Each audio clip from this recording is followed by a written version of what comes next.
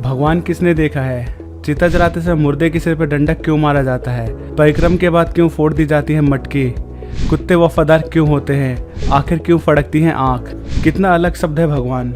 कानों पर पड़ते ही किसी को अपना धर्म और अपने भगवान की छवि अपनी आंखों में दिखाई देती है। मन में भी एक अलग सी भावना निर्माण होती है, पर असल जिंदगी में वो भगवान किसने देखा है? यूँ तो हम उन्हें इस सृष्टि का विधाता कहते हैं। उनकी मर्जी के बिना एक पत्ता भी नहीं हिल सकता है। वो है तो दुनिया है, ऐसा हम लोगों का मानना है। वैसे तो भगवान के रूप को कई जगह में देखा जा सकता है, कई जगह महसूस किया जा सकता है। धरती जो हमारे रहने की जगह बनी है, सूरज जिसे हमें कई तरह का ऊर्जा प्राप्ति होती है, चांद जो रात के अंधेरे में भी हमें रास्ता दिखाने में कारगर है, और न जाने कितने सारे रूप हैं जिनकी हमारे हिंदुस्तान में पूजा होती है। वैसे देखा जाए तो दुनिया का वो अंग जो हमारे किसी न किसी तरह का काम आता है वो भगवान है। मगर भगवान किसने देखा है? मुसीबत में मदद करने वाले के लिए दौड़कर आने वाला शख्स, जिंदगी और मौत के बीच फंसने पर हमें जिंदगी देने वाला डॉक्टर, जिंदगी के रास्ते पर हमें सही तरह के मार्गदर्शन देने वाला गुरु, सरहद पर खड़े रहकर हमारी रक्षा करने वाला वह सैनिक भी भगवान का रूप ही है। साफ भाषा में कहा जाए तो वो हर चीज, हर वो शख्सियत भगवान के समान है जो किसी न किसी तरह हमारी जिंदगी से जुड़े हैं। सच पूछे तो भगवान हर जगह है, बस उन्हें देखने के लिए अच्छी नजर और महसूस करने के लिए दिल में श्रद्धा होनी चाहिए, क्योंकि सिर्फ मूर्तियों में भगवान की पूजा जिंदगी में पूरी तरह से मायने नहीं रखता है। सवाल नंबर 2, चिता जलाते समय मुर्दे के सिर पर डंडा क्यों मारा जाता है? हिंदू धर्म को जब आप भीतर से देखते हैं तो आपको पता चलता है कि श्रद्धा और विश्वास किसे कहते हैं। ऐसी ऐसी परंपराएं हैं, ऐसी ऐसी प्रथाएं हैं जो हर कदम तैयार रहती है आपको चौंकाने के लिए, लेकिन हर चौंकाने वाली प्रथा के पीछे कोई ना कोई कारण होता है। इसी तरह एक प्रथा है जो देखने में बड़ी विभत्स लगती है, लेकिन इसके पीछे एक कारण है। मुर्दे के सिर पर डंडा मारने की प्रथा भी एक कारण है। अगर आप कभी किसी मृतक की अंतिम यात्रा में शमशान घाट गए हो तो अंतिम संस्कार की पूरी क्रिया देखी होगी।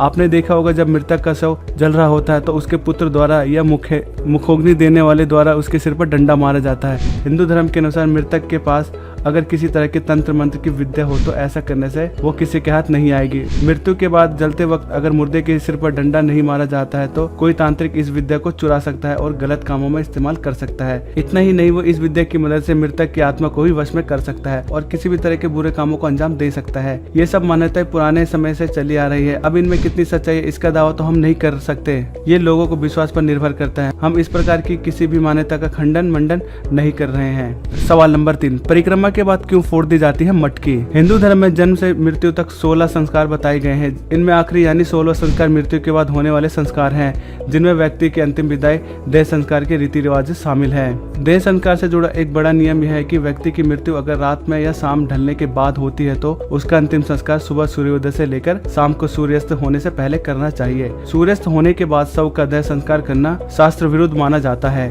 इसके पीछे कई कारण हैं। शास्त्रों का एक मत यह भी कहता है कि सूर्यास्त के बाद देह संस्कार करने से मृतक व्यक्ति के आत्मा को परलोक में कष्ट भोगना पड़ता है और अगले जन्म में उसके किसी अंग में दोष हो सकता है। एक मान्यता यह भी है कि सूर्यास्त के बाद स्वर्ग का दरवाजा बंद हो जाता है और नरक का दरवाजा खुल जाता है। अंतिम संस्कार के समय एक छेद वाले घड़े में जल लेकर चिता पर रखे शव की परिक्रमा की जाती है और इसे पीछे की ओर फोड़कर तोड़ दिया जाता है। इस नियम के पीछे एक दार्शनिक संदेश छुपा है। कहते हैं कि जीवन एक छेद वाले घड़े की तरह है जिसमें आयु रूपी पानी हर पर टपकता रहता है और अंत में जब सब कुछ छोड़कर जीवनात्मा चली जाती है और घड़ा रूपी जीवन समाप्त हो जाता है। इसी रीत के पीछे मरे हुए व्यक्ति की आत्मा और जीवित व्यक्ति दोनों एक दूसरे से मोह भंग कर भी उद्देश्य होता है। सवाल नंबर 4, कुत्ते वफादार क्यों होते हैं? कुत्ता सदैव ज्ञानी होता है। वो हमेशा यही चाहता है कि वह अपने दास होने का प्रमाण सदैव प्रस्तुत करता रहे। इसलिए वह यही चाहता है कि जिसका वह दास है वह मालिक सदैव उसके खाने पीने और उसकी जरूरतों को पूरा करते रहे, क्योंकि वह उसका नमक खाया रहता है, जिससे वह हमेशा यही कोशिश करता है कि वह उसके आसपास वाले से उसे सुरक्षित रखे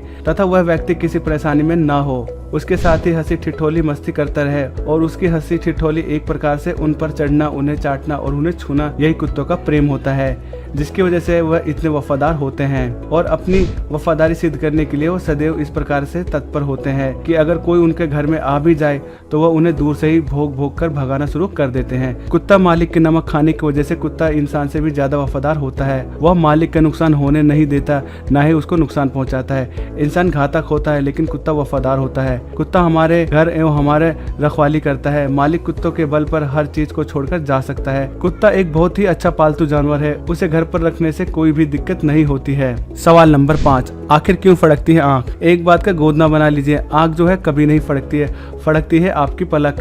और पलकों का फड़कना एक आम बात है। इसे अंग्रेजी में मायोक्यूमिया कहते हैं। ऐसा बहुत बार हो जाता है कि हमारी आंख फड़कने लगती है और हम सोचने लगते हैं कि ये क्या हो रहा है। आंखों का फड़कना एक इन्वॉल्टरी रिएक्शन है। अब आप पूछोगे कि इन्वॉल्टरी रिएक्शन क्या होता है, तो जवाब यह है कि कोई भी ऐसा एक्शन जो हमारे कंट्रोल में ना हो। आंखों का फड़कना भी इन्वॉल्टरी एक्शन है। आंख असल में कैसे और क्यों फड़कती है, इसे अभी तक बहुत अच्छी तरह से समझा नहीं गया है, लेकिन हम इतना जानते हैं कि जब आंख के आसपास की मांसपेशियां अचानक से सिकुड़ती है तो पलक फड़कने लगती है। दोनों पलकें फड़क सकती है, ऊपर वाली भी नीचे वाली भी। इसमें दर्द नहीं होता, ना ही कुछ नुकसान होता है। अमूमन इसे बर्दाश्त किया जा सकता है। आमतौर पर आपकी पलकें फड़कती हैं जब आप थके होते हो, स्ट्रेस में होते हो, आपकी आंखें में ड्राइनेस होता है, आपकी नींद पूरी नहीं होती है, स्किन पर लंबे समय से काम कर रहे हो, ज्यादा शराब या ज्यादा कैफीन ड्रिंक लेने से।